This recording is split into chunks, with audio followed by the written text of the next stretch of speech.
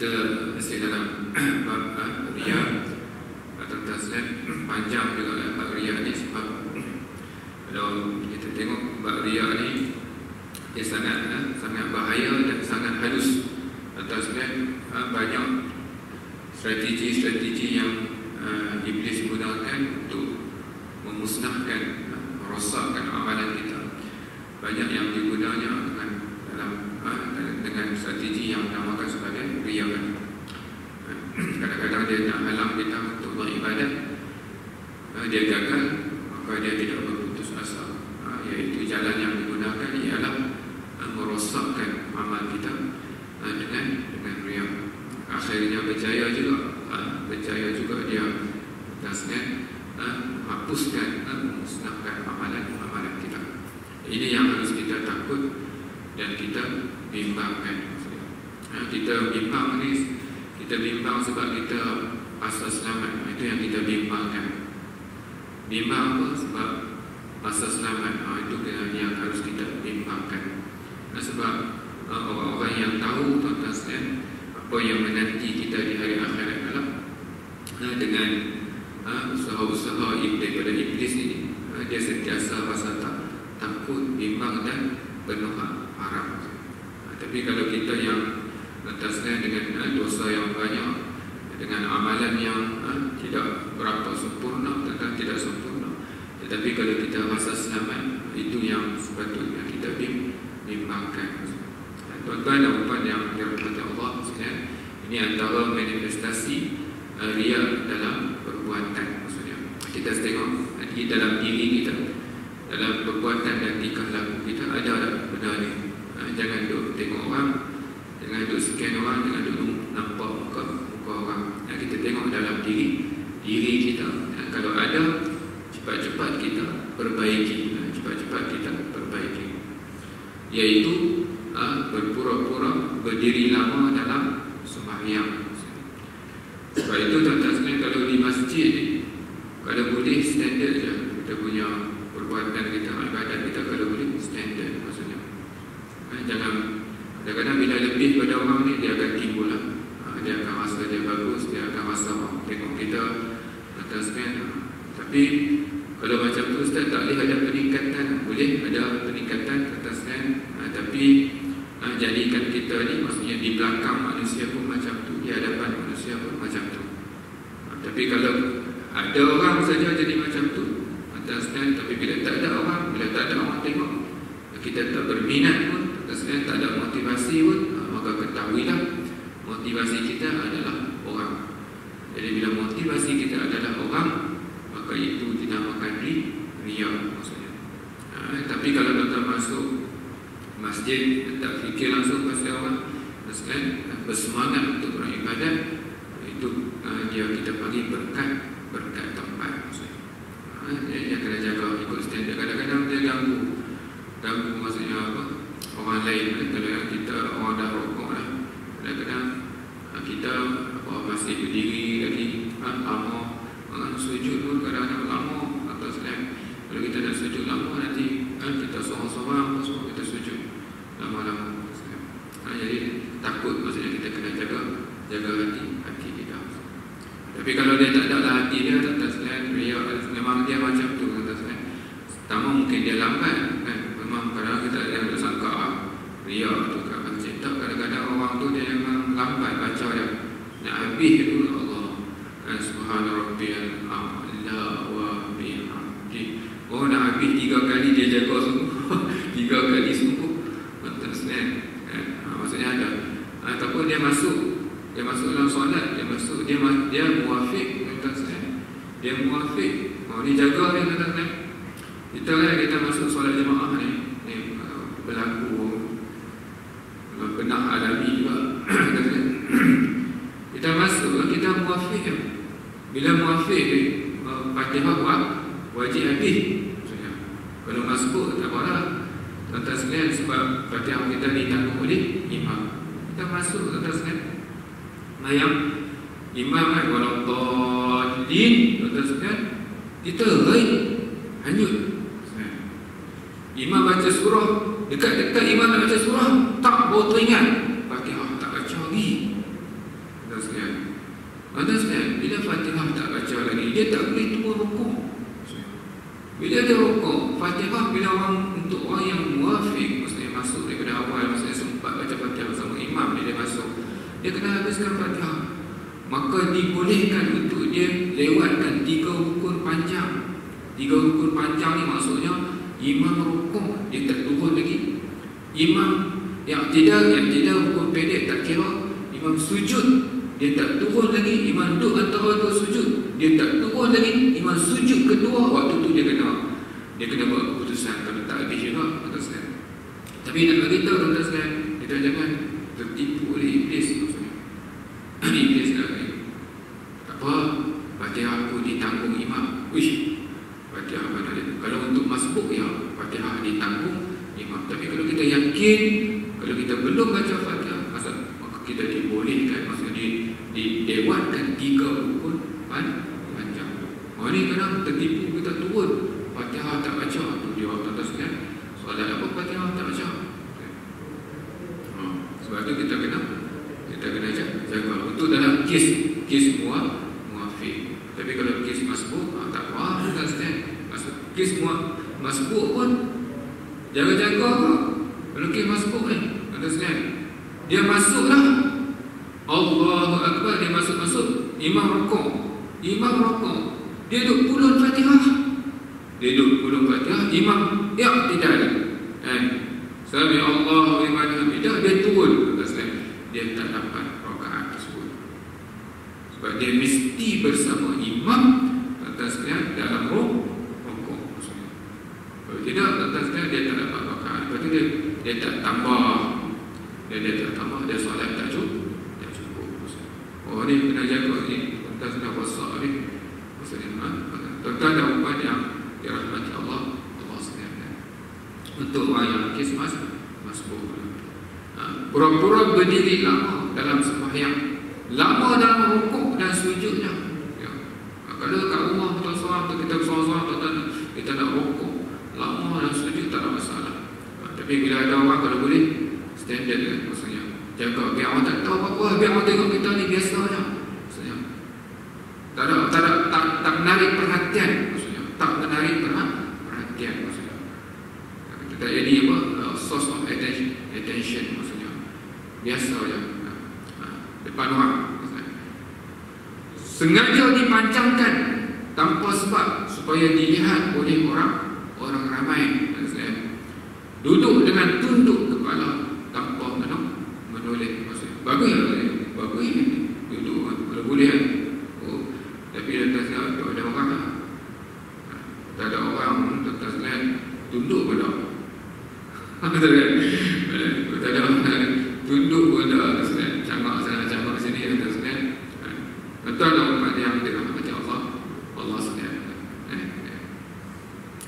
Memperbanyakkan pengikut. Ini riak dalam konteks memperbanyakkan pengikut.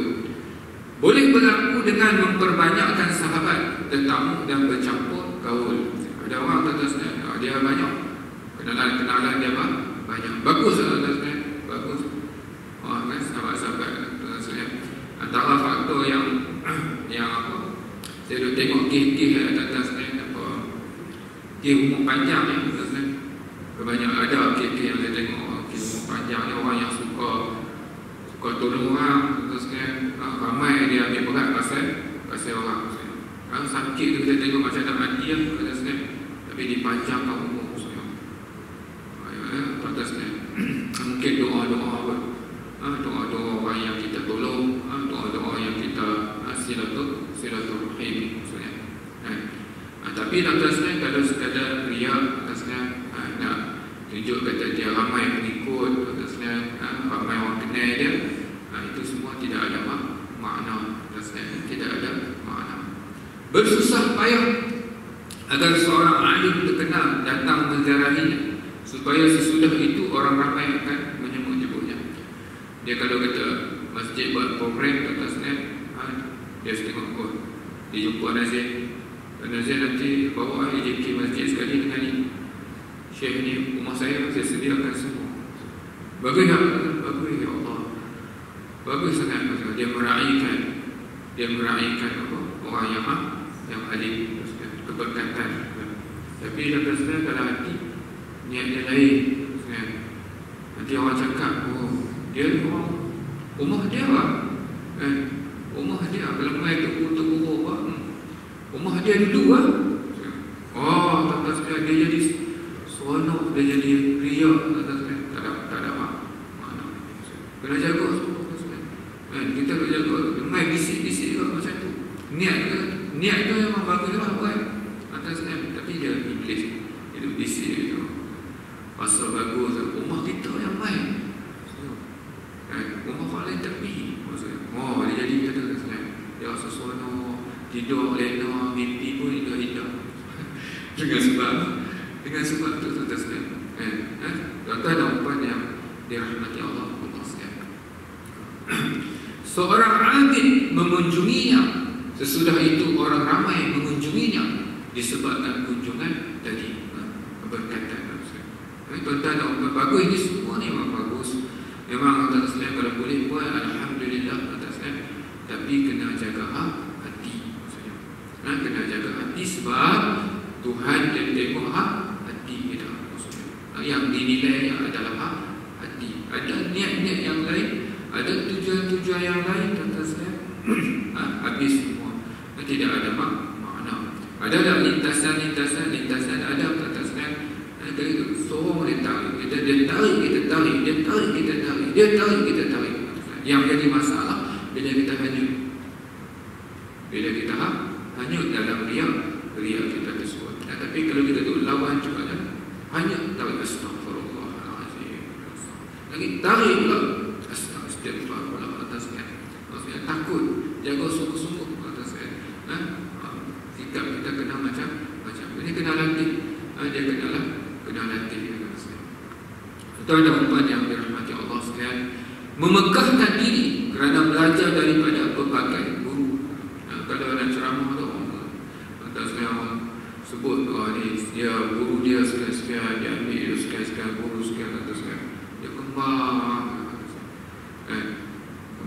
macam tak bijak di bumi. Bagus tak? Guru dengan pelbagai bagus, tapi bukan untuk dibanggakan, bukan untuk riak maksudnya. Ini kita kena jaga atas dia. Bagus orang tahu, perlu tak orang tahu Ustaz? Perlu orang tahu sebab bila orang dengar tu orang yakin, oh dia ni tinggi, bagus atas dia. Itu memang bagus, perlu orang baca resume macam tu. Oh, tak ada masalah apa, tak ada masalah. Cuma kita ni hati kita jaga. Jangan kita jadi bangga, jangan kita rasa bagus. Sebab tuan-tuan kita ni, kita tak layak pun rasa baik, tak layak pun rasa bagus. Sebab tuan-tuan semua itu bukan hak kita, semua itu anugerah Allah. Tak ada kita boleh pergi mengaji, Tuhan susun semua. Kadang-kadang duit pun tak ada, tuan-tuan Tuhan atur semua, Tuhan belanja semua, orang putih duit pun semua tak ada apa. Kita boleh faham pun daripada Allah, ada keupayaan pun daripada Allah, pencapaian pun daripada Allah, ada kemampuan pun daripada Allah, ingat pun daripada Allah, tuan-tuan semua daripada Allah. Tiba-tiba tuan-tuan bila orang sebut apa semua, kita lupa untuk nak bersyukur kepada Allah. Malah yang kita rasa kita ini tinggi, yang kita rasa kita ini bagus. Ini tuan-tuan tertipu dan terpedaya. Ini kita kena jaga tuan-tuan. Sebab apa tuan-tuan? Sebab bila kita buat sesuatu kebaikan tu, bila kita buat sesuatu kebaikan, Allah Ta'ala dah guaranteed dah dia punya balasan dia. Dan semua balasan akhirat ni tuan-tuan sekalian, ya Allah, berlipat kali ganda. Secure dah. Kamu solat dah, jaga elok, aku dah guaranteed dah ni amalan pahala dia. Kamu sedekah ni guaranteed dah amalan kamu. Kamu tak perlu yang lain dah, tak perlu rosakkan amalan ni, dah besar dah, aku jamin. Maksudnya, apa yang kamu buat ni, tiba-tiba tuan-tuan sekalian, kerana inginkan orang tahu, bangga dengan orang tahu, sedikit pujian tuan-tuan sekalian, kita musnahkan apa yang Allah Ta'ala sediakan untuk kita. Sedikit tuan-tuan sekalian. Lepas orang puji, apa yang kita dapat. Suka. What is next? Apa dia dapat kita suka? Esok tuan-tuan sekalian dia tutup kita lagi. Esok dia tak kisah pun. Dia tak tahu apa yang ada dalam diri kita. Kalau dia tahu tuan-tuan sekalian, bukan dipujinya, mungkin dia aibkan kita. Ini tuan-tuan jawapan yang dirahmati Allah sekalian. Suka bermegah-megah kerana telah banyak mengelilingi negara-negara lain, sehingga ia merasa tinggi daripada orang lain yang menyayanginya. Baguslah tuan-tuan sekalian pergi belajar sana, belajar sini. Bagus. Memang bagus sangat tuan-tuan sekalian. Mendalami pengalaman Tuhan suruh travel, bagus tuan-tuan sekalian. Tapi bukan untuk riya maksudnya. Bukan untuk riya. Kalau riya tuan-tuan sekalian tidak ada makna pada pandangan Allah Subhanahu wa taala. Tujuan utama daripada menyebut-nyebut semua itu ialah mencari pangkat dan kedudukan di mata orang ramai maksudnya. Supaya ada satu level dalam pandangan manusia. Hebat dia. Mantap tengok dia punya maksudnya. Oh, kata saya. Jadi sampai kat telinga dia jadi bangga.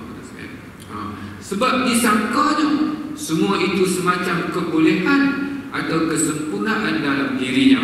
Dia sangka itu yang melekatkan dia, meskipun dia yakin bahawa keadaannya semacam itu adalah sementara dan tidak kekal. Kata saya, kalau kita berguru dengan guru yang hebat, belum pasti kata saya kita juga hebat. Kalau kita berguru dengan guru yang alim, belum pasti kita juga alim. Sebab ilmu itu milik Allah. Jadi kalau kita tengok daripada awal niat kita, maksudnya niat kita dah tak betul. Sebab itu tuan-tuan sekalian, kalau kita tengok mengaji agama semua, mengaji tuan-tuan sekalian, tapi akhirnya jadi lain, tak sama dengan sepatutnya. Ruh agama itu tuan-tuan sekalian, keikhlasan mencari keredaan Allah, tapi lain yang dicarinya lah lain. Kenapa? Cek balik niat daripada awal tadi sudah tidak betul maksudnya. Yang dicarinya bukan keredaan Allah, tetapi yang dicarinya adalah pandangan perhatian manusia. Itu kita kena jaga. Meskipun dia yakin bahawa keadaannya semacam itu adalah sementara dan tidak kekal, sepatutnya perkara-perkara serupa itu hanya dibanggakan oleh orang jahil sahaja. Ini tuan-tuan sekalian, Imam Ghazali kata tegas maksudnya, jelas maksudnya. Kalau orang yang stay bangga macam ni tuan-tuan sekalian, masa bagus yang macam ni tuan-tuan sekalian, dalam hati dia manusia tak tahu. Ini antara kita dengan Allah saja maksudnya. Allah manusia tak tahu tuan-tuan sekalian. Riya ini adalah tentang niat. Niat ni tuan-tuan sekalian yang tahu hanya Allah dan yang mempunya hati, kalau dia rasa macam tu, inilah sikap seorang yang jahil. Sebab itu tidak heranlah kalau mereka itu dikatakan jahil. Jangan kata-kata kita katakan orang tak boleh, jangan kita katakan orang, tapi kata-kata kita muhasabah diri kita. Muhasabah diri kita, adakah ada dalam diri kita keadaan yang semacam ini. Kita kadang-kadang dengan isteri kita, kita katakan apa dengan kita, dia rasa bagus, tak ada nak terbaik kita. Alhamdulillah, terima kasih Allah. Aku tidak mampu ya Allah nak cakap semua ilham daripada Engkau ya Allah. Terima kasih Allah. Dia boleh faham pun sebab apa? Sebab Engkau yang boleh faham, Engkau yang membuka hati ya Allah. Terima kasih Allah. Wa amma binya matira bika fahadis. Hendaklah dengan nikmat-nikmat Allah engkau bicara, engkau cakap. Apa makna fahadis? Maknanya fasyakir, maksudnya kamu kena bersyukur. Bersyukur macam mana? Sebut macam mana? Iaitu yang dinaikkan Allah. Tak ada apa-apa saya ni, tak ada apa-apa. Semuanya milik Allah. Kalau boleh bercakap sikit, itu daripada Allah. Kalau boleh menyampaikan sedikit ilmu, semuanya daripada Allah. Yang diangkatnya Allah, bukan diangkat di dirinya maksudnya. Ini beza hadis, apa sebut, kita kena sebut nikmat yang kita ada, tapi yang diangkatnya Allah, bukan yang diangkatnya diri kita. Jadi kalau tuan-tuan nak tengok orang tu bersyukur ataupun tidak, tuan-tuan tengok, tuan-tuan sekalian ganti nama. Apa ganti nama? Apa kita pakai pronouns yang diulang-ulang dalam percakapannya. Kalau yang diulang-ulang itu Allah, itu sifat orang yang bersyukur. Tapi kalau yang diulang-ulangnya aku, saya, tuan-tuan sekalian, ini sifat orang yang ria, orang yang sombong. Dan tuan-tuan sekalian, orang ni dia kecenderungan, tuan-tuan sekalian, bila dia banyak cakap tentang diri dia akan ada banyak tokoh tambah. Ini kecenderungan kan? Bila tuan-tuan bercerita, bila kita bercerita pasal diri kita, tuan-tuan sekalian, dia akan ada kecenderungan untuk kita tambah tokoh dan tambah supaya lebih tinggi dan lebih hebat. Ini kita kena jaga Allah. Tuan-tuan dan puan yang dirahmati Allah sekalian, ada yang menginginkan kata-katanya laku pada ketua dan pemimpinnya, maka ketika itu kedudukannya akan jadi masyhur. Ini tuan-tuan sekalian, bila bos nak rate misalnya, nak nilai, dia akan dituju maksudnya perbuatan dia, dan dia akan dapat apa yang dia niatkan. Biasanya Allah Ta'ala akan bagi, tapi tidak ada nilaian pada pandangan Allah Subhanahu Wa Ta'ala. Ada juga yang dengan riaknya mengharapkan dia sampai pada satu peringkat di mana akan terbuka baginya pintu-pintu keduniaan dan mengumpulkan kekayaan. Ini kata sekalian, ini yang dinamakan sebagai penunggang agama, maksudnya penunggang agama. Dia riak semua, tunjuk semua, zahir semua, supaya apa? Supaya dia mendapat imbuhan dunia. Ini memperdagangkan agama untuk kepentingan dunia. Semalam saya tadi terbaca atas apa scam. Kita tengok scam ni, sebenarnya apa ada scam duit kan? Scam apa ni? Dan ditimbulkan scam yang kadang-kadang kita tak rasa, yang kita tak sedar, iaitu scam dalam konteks rumah amal, rumah anak yatim, kutip sumbangan atas tapi duit itu entah ke mana.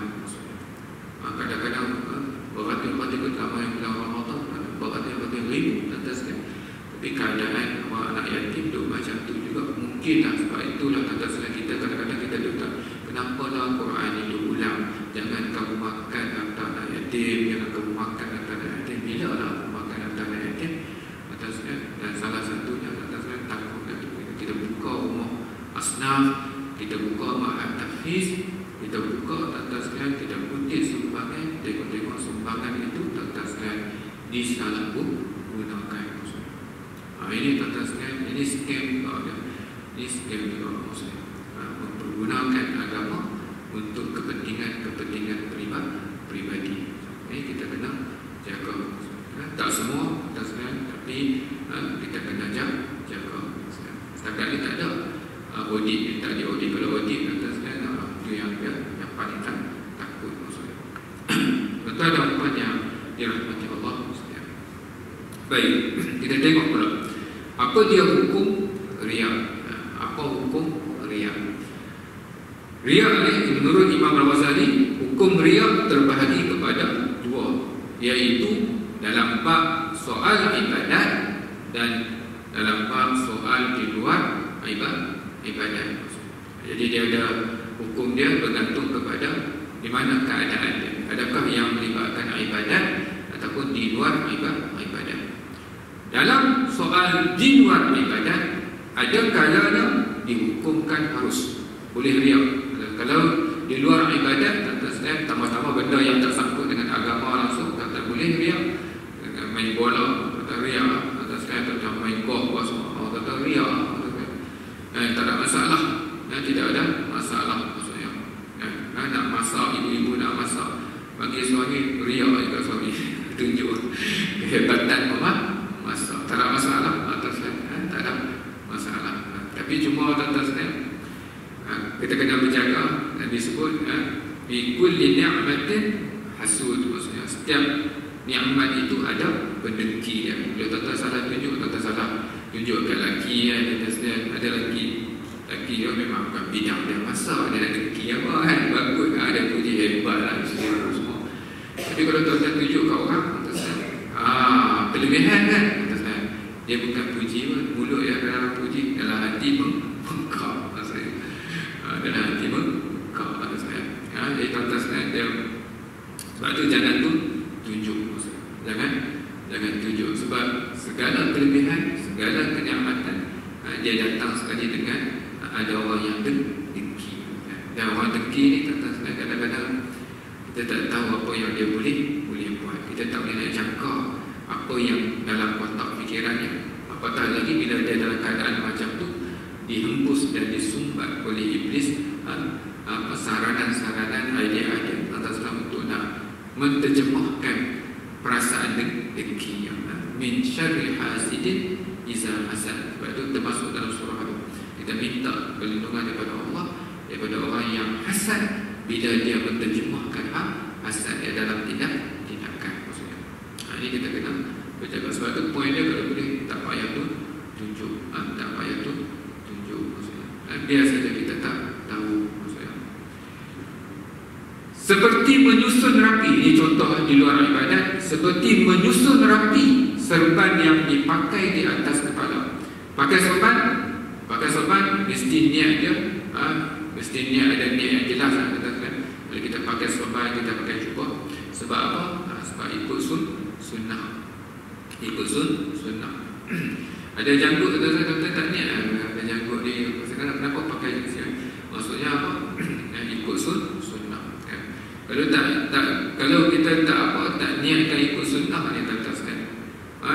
Tengok tuan-tuan bangsa asing ke semua janggut lagi tebal. Janggut lagi tebal. Apa beza kita? Dia lagi hebat janggut dia tuan-tuan. Tapi kita tuan-tuan jadikan dapat pahala sepanjang. Kalau ada yang janggut, kalau tak ada macam mana tak apalah, cari sunnah boleh tuan-tuan. Tapi maksudnya dapat pahala sama maksudnya. Pakai jubah, pilih jubah yang tuan-tuan ikut sunnah. Cari apa lagi dalam hidup kita ni tuan-tuan yang ada pada Rasulullah, tanda kecintaan dia tuan-tuan yang kita nak ikut. Sebab dia model, dia macam artis. Orang kita ada orang yang ikut idol dia ikut apa, makan macam mana, dia makan apa, dia pakaian dia macam mana, dia buat apa, semua dia nak ikut tuan-tuan. Semua dia nak ikut. Kita punya model, kita punya idol kita, iaitu baginda sallallahu alaihi wasallam. Kita boleh cari dalam banyak kitab-kitab ada diterjemahkan Syama'il Muhammadiyah. Tengok apa-apa akhlak dia, pakaian dia, cara makan dia, semua cara tidur dia, semua kita ikut tuan-tuan. Kita ikut. Sekurang-kurangnya nanti di hari akhirat pula Nabi kenal kita. Macam mana Nabi kenal kita? Bila kita ikut sunnah dia, ikut sunnah. Cari lagi apa yang kita boleh tingkatkan. Kita umur semakin meningkat, umur kata mari, umur kata pergi, tapi kita berpuas hati dengan amal ibadat yang kita ada. Kenapa kita tak cari jalan untuk kita tambahkan lagi, tingkatkan lagi tuan-tuan, tambah-tambah di peringkat umur kita tuan-tuan. Kebelakangan ni banyak kes tuan-tuan, banyak yang mati mendadak tuan-tuan. Puncanya apa? Jatuh dalam bilik ayam. Jaga-jaga tuan-tuan, jatuh tarik biasanya tak apa ni. Jatuh bilik ayam ni banyak sangat. Saya kisah tuan-tuan. Tak ada apa tuan-tuan. Ni minggu depan nak pergi Kundasam, nak pergi melawat Sabah, bulan 12 nanti nak pergi Mekah, rancang semua tuan-tuan. Terkejut semua, banyak kes ketiga hari macam tuan-tuan mati macam masuk bilik ayam, katakan jatuh meninggal maksudnya. Jadi tuan-tuan dan puan yang dirahmati Allah sekalian, maksudnya kita nak hati ustaz, kalau jaga macam mana mati juga. Memang betul tuan-tuan, kalau nak mati juga. Tapi kita punya Tuhan suruh usaha dan ikhtiar. Jaga dia tuan-tuan, nak masuk atas kat tangan baca doa tuan-tuan, letak sesuatu di atas kepala tuan-tuan, masuk dengan kaki kanan Jadi tak, maksudnya tertib elok nak masuk tu tak terpau masuk, pecah masuk macam tu juga. Ya Allah, kalau takut tuan-tuan sekalian, dah tempat tu tempat licin, semua tu sekalian. Jadi bila nak masuk tu, baca doa dulu, tertib elok tuan-tuan sekalian. Kalau nak jatuh nak mati juga memang mati lah. Tapi kalau kita ada ikhtiar macam tu, insya-Allah. Nah, ikhtiar itu, jadi setiap kalau dah nak mati juga. Tapi kenapa ikhtiar? Ikhtiar itu ibadah. Tuhan suruh. Dan mungkin menjadi asbab kita dipanjangkan, maksudnya umur kita dengan sebab ikhtiar kita. Ini tuan-tuan dan puan yang dirahmati Allah sekalian. Ini pakai serban tu tuan-tuan sekalian, sadar ikut sunnah, niat ikut sunnah. Tapi tuan-tuan nak balik macam mana? Kalau budak-budak mahal tapi anak cucu yang masuk ke dalam tafi, dia berkata, ni balik macam ni ayah, ni balik ni balik macam ni habib ni macam ni balik belik sana belik sini. Dan sebenarnya itu tak ada masalah. Tidak ada masalah. Orang tengok dia jadi seronok nak pakai sorban. Izzah dan naik, tentang sekalian kemuliaan Islam, tak ada masalah. Tapi niat asal dia kenapa pakai sorban itu, itu kita kena betul-betul, iaitu ikut sunnah. Memperkemaskan rambut atau pakaian agar dipandang manis dan tidak dipandang jelek lalu dicemooh.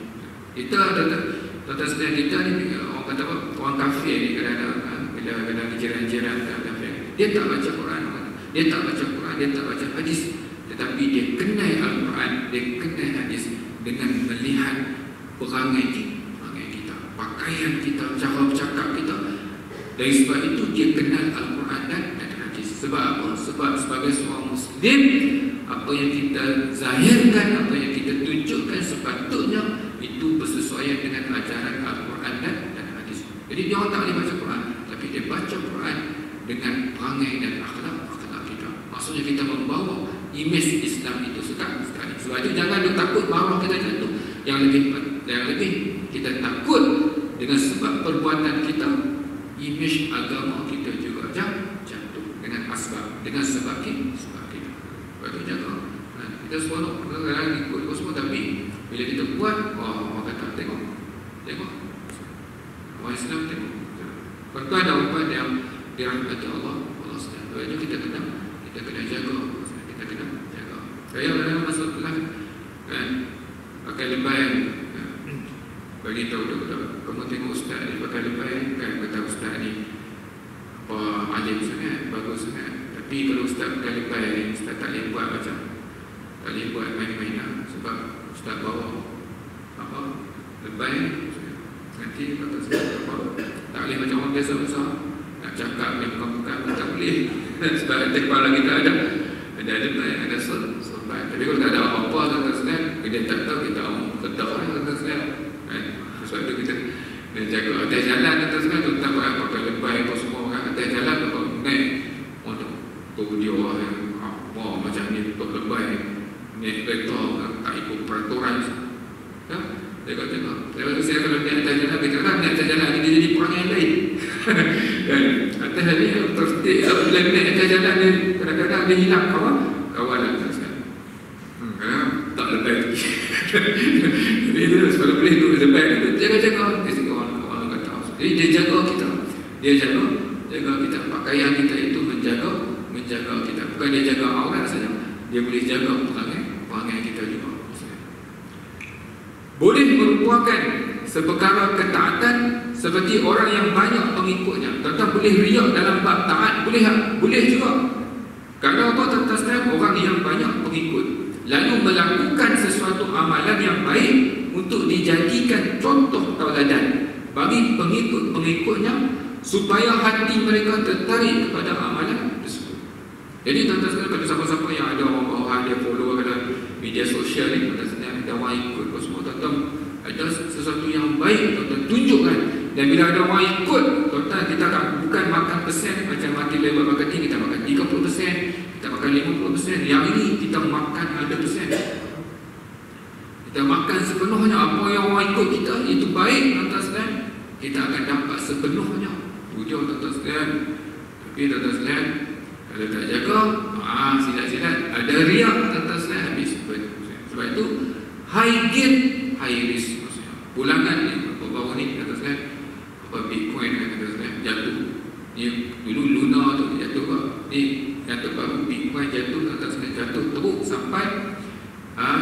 dia dilarang keluar, maksudnya dilarang bawa keluar duit itu, ditahan. Sebab apa?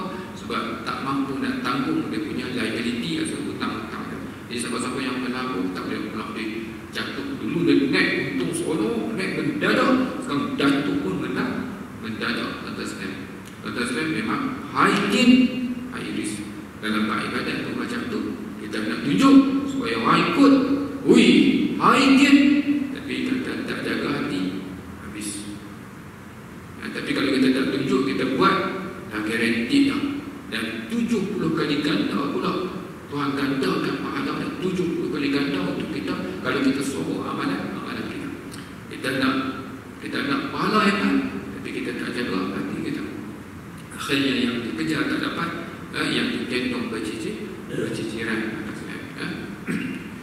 Saya tengok ni dalam video, ada seorang budak yang YouTuber dia Syahmi, budak Kelantan, yang jual ayam dia jual ayam di Balang, jual ayam Balang laku semua kan.